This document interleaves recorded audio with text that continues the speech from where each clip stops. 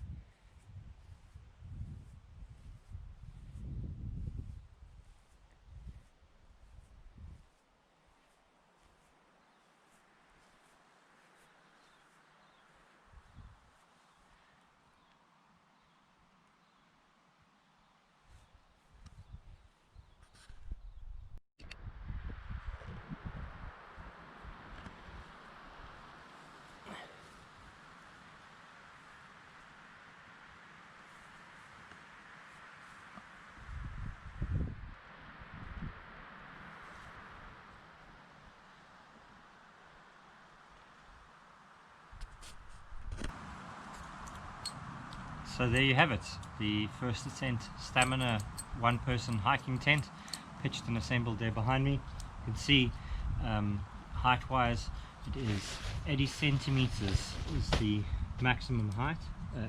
87 centimeters is the maximum height, 45 centimeters down by your toes. I slept in it one night of our Tour de Geesmansoek bikepacking trip, and I'll definitely be staying in it again.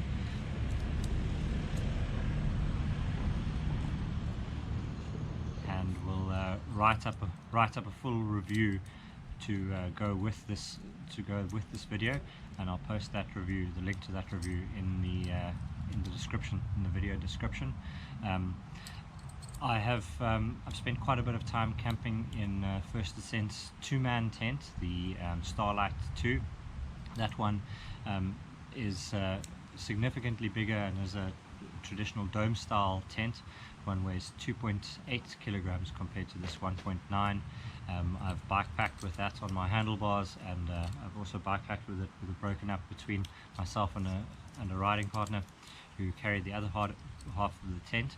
I think for solo trips this is obviously the way to go. If you can break the tent up, maybe having the little bit more space is a bit easier. I found the vestibule, the one night that we did camp in it, it did rain that night. The vestibule is a little bit compact to actually fit a bag in, so you would end up with your bag inside the tent with you, which is what I did. So if you are on a trip with multiple people, maybe having a little bit more space of the Starlight 2 would be easier. But if your need is to be ultra lightweight and to carry everything yourself, then the Stamina is definitely the way to go. I haven't, as you see, I haven't put up the guy ropes.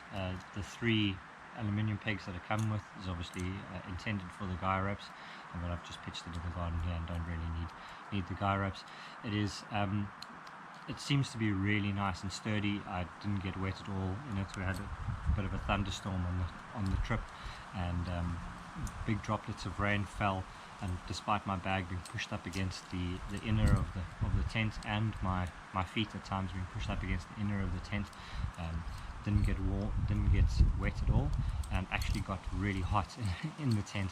So definitely a good 3-season South African hiking tent, and I'm looking forward to taking it up into the mountains as well, and putting it to lots and lots of good use. The one other thing to keep in mind, because of the fact that its arches, its tent poles arch over like that, running here, there we go, there and down near the feet, the tent pegs are of structural integrity to it. So unlike a dome tent where you can pitch it without the fly sheet and without any tent pegs, if you're camping somewhere nice and flat and on a soft surface, on a decent surface, you don't have to put up the fly sheet and the tent pegs in. With this, tent pegs are essential as it keeps the tent upright.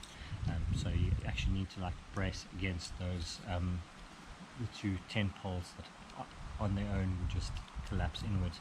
So that is something to bear in mind if you are camping out on a mountain. You've got to look for a nice soft spot. But if you're sleeping on a camping mattress, an inflatable camping mattress, I'm sure you're looking for a nice soft spot anyway. Cool. Let me know what you guys think about your own Stamina tents when you get one for yourself.